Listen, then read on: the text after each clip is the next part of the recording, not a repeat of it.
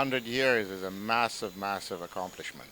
You know, there are very few things that you can actually say we are celebrating 100 years of existence.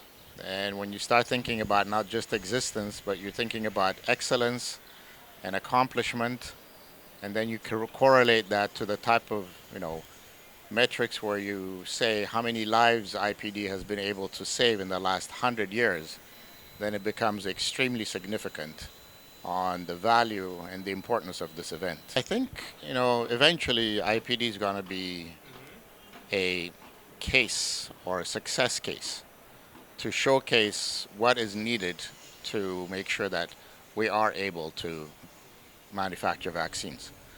It's a partnership.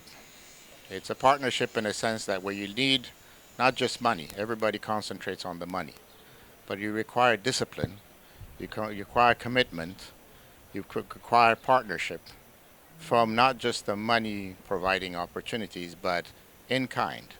If there are no real policies, if there's no government support, if there's no safety and security in the continent or the country, then it makes it very difficult to have any kind of investment, have any return on investment. So for me, IPD represents the most conducive environment in being able to really take the risk of getting into the business of producing vaccines on the continent. We know it can be done because other countries on the continent, mostly in the north and the south of the continent, have produced vaccines. But the scale at which we're thinking about producing it in sub-Saharan Africa, I think is really, really impressive. And the place that for me, and again, is the most conducive place to do that is Senegal and IPD. So we have to recognize not just the opportunity to find the finances, but the environment in which those finances will be able to be invested effectively and return investment and change lives and save lives and give Africa a certain opportunity for its vaccine sovereignty. It's a start. It's a start, and we need to also recognize that IPD, there's a misconception that all this investment is for Senegal. It's not. IPD is going to be for Senegal, plus West and Central Africa, plus venture out into networking its opportunities into southern, eastern, northern. So it's a network of opportunities that we're trying to create. And IPD's model right now for me is one of the examples in which we can say, one, it can be done in sub-Saharan Africa. Two, it's not just one place. It requires more than one opportunity to be able to meet the match and the need of the continent.